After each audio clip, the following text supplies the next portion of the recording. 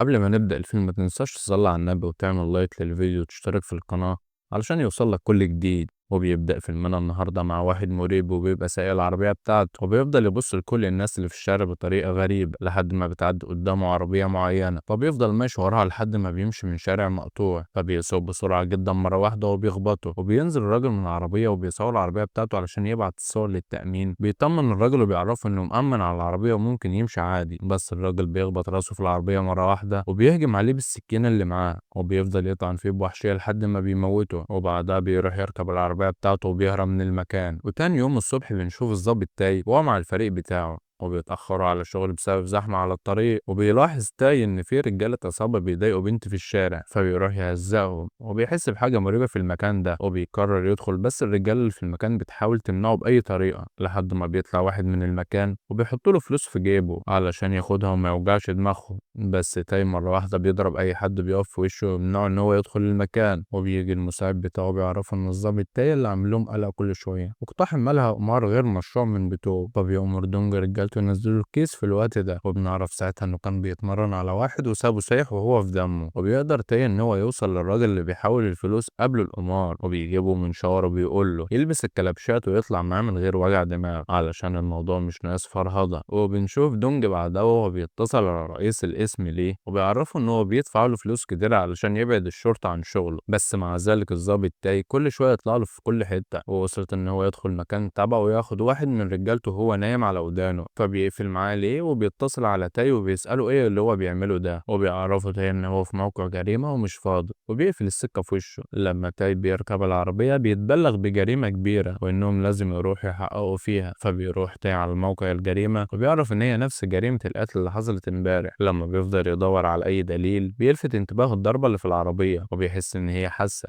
فبيطلب دكتورة الطب الجنائي علشان تفحصها، ولما بتيجي دكتورة الطب الجنائي وبتفحصها بيتأكد له المعلومة. وفي نفس الوقت ده بيبقى دونج قاعد مع سانج زعيم العصابة المنافسة ليه وبيهددوا دونج إن هو هيقتله لو اتدخل في مناطق شغله تاني، ويعرفوا إن هما كان في اتفاق ما بينهم من الأول، بس سانج بيعرفوا إن الاتفاق ده ظلمه لأن النصيب الأكبر كان ليه، فبيتنرفز مساعد دونج وبيتدخل في الكلام وبيشدهم مساعد سونج فبيضربوا الاتنين مع بعض، وبيقوم دونج في الوقت ده بيضرب الاتنين. في نفس الوقت بنشوف ليه وهو بيجمع الفريق بتاعه وبيحققوا في جريمة القتل، وبيقترح ليه إن الضربة اللي لقوها في العربية بتخليهم يقترحوا إن سبب القتل إنه اتعارك مع صاحب العربية اللي خبطه فقتله، وبيقول لهم يقفلوا التحقيق على كده، بس تاي بيرفض كل الكلام ده لأنه ليه رأي تاني، وبيعرفوا إن جريمة القتل دي وده لأن الضحية اتقتل بالسكينة وكتر الطعنة بتاع السكينة نفس حجم كل الطعنات اللي في الضحية اللي قبل كده، وده معناه إن البلد فيها قاتل مختل ماشي يدور على القتل في الناس. بس ليه بيرفض كل كلامه وبيعرفوا إن كل قواضي القتل اللي قبل كده اتقفلت ضد مجهول، وإن حوار السكينة ده طبيعي علشان كوريا ما فيهاش أسلحة كتير، وإن أي حد هيفكر يمشي بسلاح دلوقتي هيمشي بسكينة. فبيتنرفز تاي جدا لما بياخد ليه القضية منه وبيزعله على اللي عمله في البار بتاع دونج، وبيتهمه في الآخر إنه بيعمل كل ده علشان عايز يترقى، فبيتنرفز تاي وبيسيب الاجتماع وبيمشي. نفس الوقت ده بنشوف دونج وهو خارج من الاجتماع اللي كان فيه وبيبقى متضايق من اللي حصل وبيقول لكل الرجالة اللي معاه يروحوا هم، وهو هيلف بالعربية كده شوية ويروح. وبيمشي دونج في طريقه بس مرة واحدة بيلاقي عربية خبطت فيه، وأول ما بينزل بيعتذر له الراجل اللي ضربه وبيعرفه إن ده بسبب المطر، فبيقول له دونج ولا يهمك خلاص أنا مسامح. بس مرة واحدة بيهجم عليه الراجل وبنعرف هنا إنه القاتل المتسلسل وبيطعنه بالسكينة، وبيتنرفز جونج جدا من اللي حصل وبيهجم عليه، وتقريبا القاتل مش عارف هو بيتعامل مع مين وبيفضل دونج يضرب فيه وبيطيره، والقاتل بيدافع عن نفسه بالسكينة اللي معاه بس بيقدر دونج ياخدها منه وبيطعنه بيها في صدره، فبيطلع القاتل يجري وبيركب العربية بتاعته، وبيكون دونج هنا بدأ يتعب من كتر الدم اللي نزفه وبيطيروا القاتل بالعربية بتاعته عشان يتأكد انه مات وبيقع على الأرض، وبينتقل دونج بعدها للمستشفى وبيحاولوا ينقذوه بأي طريقة، ولما بيعرف المساعد بتاعه بيتأكد إن سانج هو اللي غدر بيهم، فبياخد كل رجالته وبيهجم على المقر بتاعهم وبيكسروه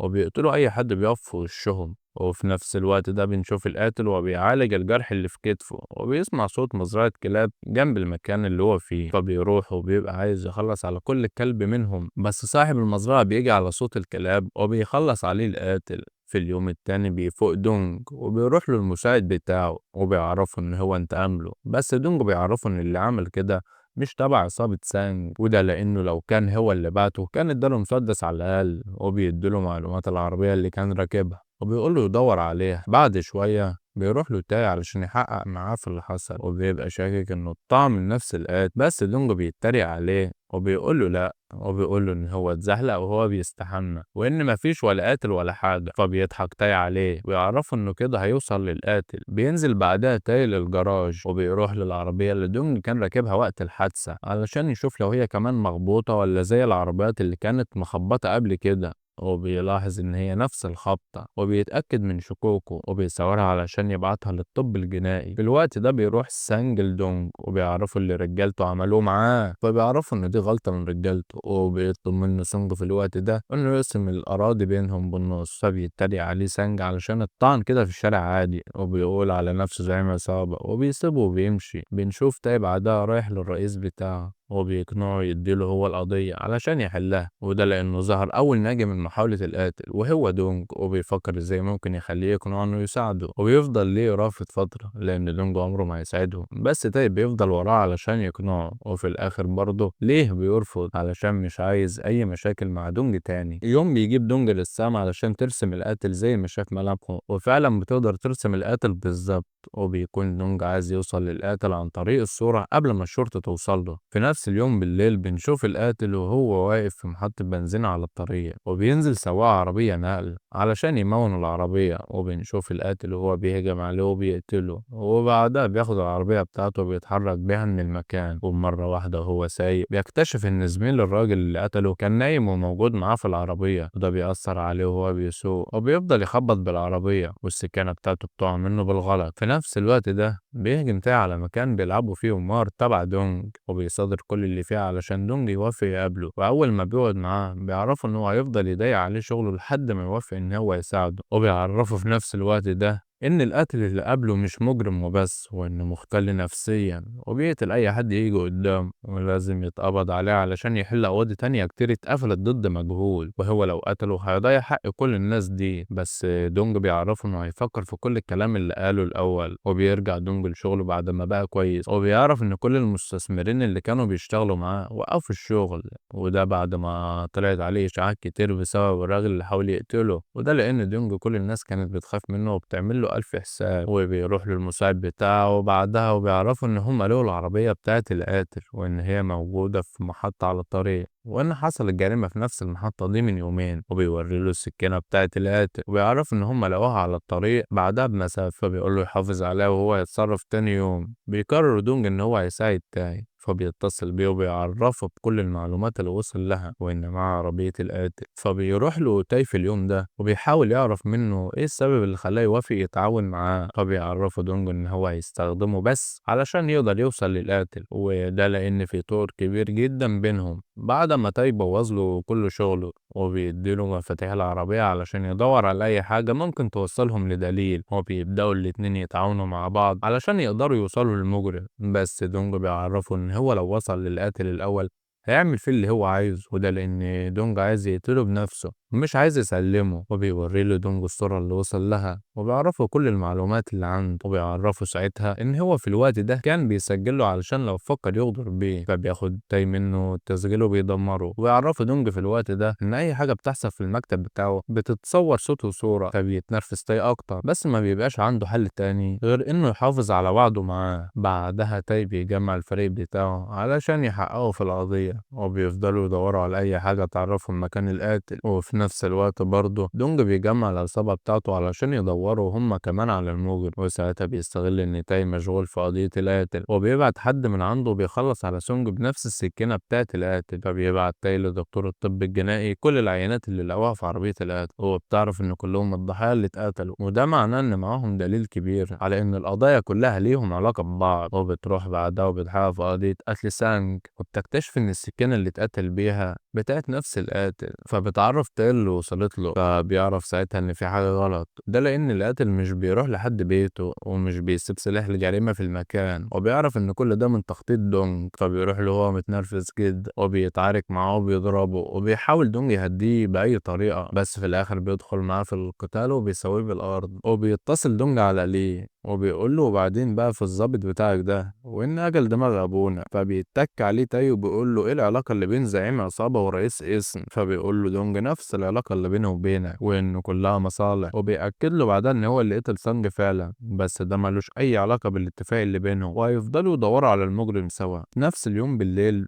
بنشوف المجرم بعد ما الأخبار أعلنت إنه قتل زعيم عصابة والسلاح أثبت إن هو اللي قتل كل الضحايا، فبيتنرفز جدا علشان حد ارتكب جريمة باسمه. وبيروح بعدها على عزا سانج وبيفضل مراقب دونج من غير ما ياخد باله. وبعدها بيروح يدي ورقة لمساعد سانج بيبقى كاتب له فيها إنه في حد ارتكب الجريمة دي بالسكينة بتاعته. فبيتأكد هنا المساعد إن دونج هو اللي قتل سانج. بعد ما بيخرج المجرم من العزا بيختار عربية ماشية في الشارع وبيمشي وراها وبيخبط فيها كالعادة وبيقتل اللي فيها. بعدها بنشوف تاي ودونج هما بيدوروا على أي دليل في العربية علشان يلاقوا الحمض النووي بتاع المجرم، وده لأنهم لسه مش عارفين يوصلوا له. فبيلاقي تاي بعد دم على الطارة وبياخدها علشان يحللها، بس مرة واحدة رجالة سانج بيهجموا على المخزن بتاع دونج وبيكون عددهم كبير جدا وبيقف قدامهم تاي ودونج وبتقوم حرب كبيرة ما بينهم، بس عددهم بيكون كبير جدا وبيسيبوا دونج وتاي بشكل صعب جدا. وبعد ما بيخلصوا على كل الرجالة المساعد بتاع سانج بيهجم على تاي وعايز يقتله، بس تاي بيدافع عن نفسه وبيقتل المساعد بالغلط. وساعتها بينهار تاي لأن دي أول مرة يقتل فيها حد في حياته، وبيحاول إن هو ينقذه بأي طريقة، بس دونج بيعرفوا إن هو خلاص مات وبيهديه وبيعرفوا إن هو هيتصرف وبياخد الراجل اللي مات بعدها وبيدفنه. في اليوم التاني بنشوف تاي هو في الشغل وبيروح له ليه وبيقول له يروح يحقق في قضية اختطاف، بس تاي بيتنرفز منه وبيعرفوا إن قضية القاتل هي اللي أهم دلوقتي، بس ليه بيزعله وبيعرفوا إن القضية ما بقتش بتاعته خلاص. فبيتنرفز تاي أكتر في الوقت ده وبيضطر إن هو يروح يحقق في قضية الخطف. ولما بيوصل بيعرف من مرات الراجل اللي اتخطف إن اللي خطف طالب فدية، فبيديها فلوس عشان تروح تسلمها له وهم هيراقبوه ويقبضوا عليه. وفعلا ده اللي بيحصل وبيراقبوا الكافيه اللي هيتقابل فيه الخاطف. وفي الوقت ده بيلاحظوا إن في شخص غريب واقف على سطح المبنى، ولما بياخد باله إن هم شافوه بينزل وبيطلع يجري. فبيطلع يجري تاي وراه هو والفريق بتاعه، بس بيقدر يهرب منهم بعد مطاردة عنيف. وبيرجع تاني لصاحبه الكافيه وبيحقق معاه وبتعرفوا ساعتها إن اللي خطف طلب مشروب معين، فبيسألها على مكان الإزازة اللي هو شرب منها. وبيروح هو والفريق بتاعه يدوروا على الإزازة في النفايات، وبعد تعب كتير جدا بيقدروا يوصلوا الإزازة وبتحللها دكتورة الطب الشرعي وبيقدروا يعرفوا الخاطف وبيجيبوا بيانات البيت اللي هو عايش فيه. وبعدها بيروح تاي علشان يقبض عليه، بس بيعرف من صاحبة البيت إن هو مؤجر بس وإن مرجعش البيت بقاله 3 شهور. فبيدخل يدور في الأوضة بتاعته وبيلاقي فيها كل الأدوات اللي كان بيستخدمها، وكمان بيلاقي صورة للقاتل اللي هو وعيلته وبيكتشف إنه فعلا القاتل اللي بيدور عليه. فبيتصل بدونج وبيبلغه بكل اللي قدر يوصله ويجمع الفريق بتاعه مع العصابة وبيعرفوا كل المعلومات اللي قدروا يوصلوا لها عنه، وبيطبعوا بعدها صورته وبيوزعوها عليهم وبيلفوا كل مكان من الأماكن اللي كان موجود فيها وبيدوروا عليه طول اليوم. في يوم بيقابل دونج طالبة في ثانوي وهي واقفة في الشتاء من غير شمسية، فبيديها الشمسية بتاعته وبيقول لها تاخد بالها من نفسها.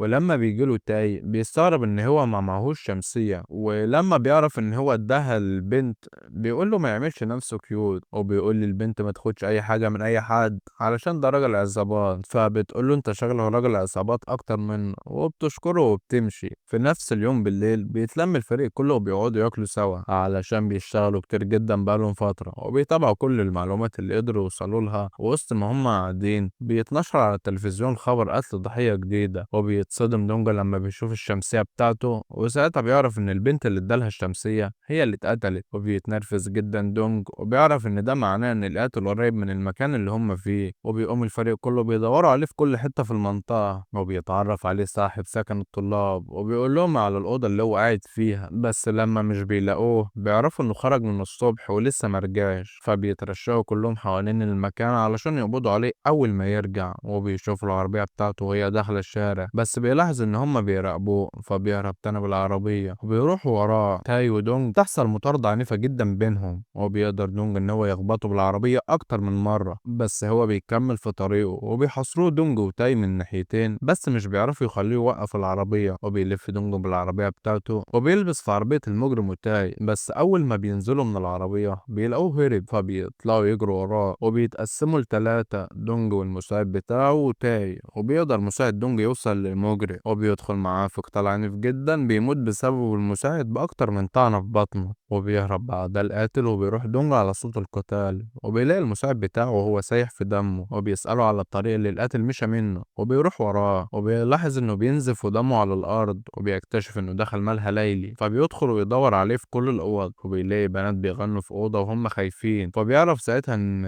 هو في الأوضة دي وبيبقى مستخبي في الحمام. وقبل ما يفكر يفتح الباب بيكسر دونج باب الحمام عليه وبينزل في ضرب من غير أي رحمة وبيجري وراه وبيتصل على تاي وبيعرفه ان المجرم بقى بتاعه خلاص زي الاتفاق اللي كان ما بينهم. وساعتها بياخدوا دونج على المستودع بتاعه وبيفضل يضرب فيه لحد ما بينزف دم من كل حتة في وشه. وبيفضل تاي يدور عليه وبيقدر يعرف المكان اللي راحه وبيروح له على هناك. وفي الوقت ده بيكون دونج هيقتل المجرم خلاص، بس مرة واحدة بيقتحم تاي المكان بالعربية بتاعته وبيدوس دونج بالعربية وبيعتذر له وبيروح بعدها للقاتل وبيقبض عليه وبياخده معاه بعدها وبيدخل بيه للقسم وبيعرف كل اللي في المكان ان هو اللي قبض على القاتل. وبتتقلب البلد بسبب الخبر ده وبيفوق دونج على خبر القبض على المجرم وبيكتشف كمان ان تاي قبض على كل رجالته وقفلوا كل المناطق اللي هي بالقمار الغير قانونية اللي كان مشغلها. وبعدها بنشوف تاي وهو بيحقق مع المجرم وبيعرفوا ان مفيش اي دليل ممكن يدينه، وده لان كل الادلة اللي جمعها عنه غير قانونية. وده اللي بينرفز تاي جدا وبيخليه يهجم عليه في خطوط الاعتراف. فبيجي بعدها يوم المحاكمة وبيحضر كل اهالي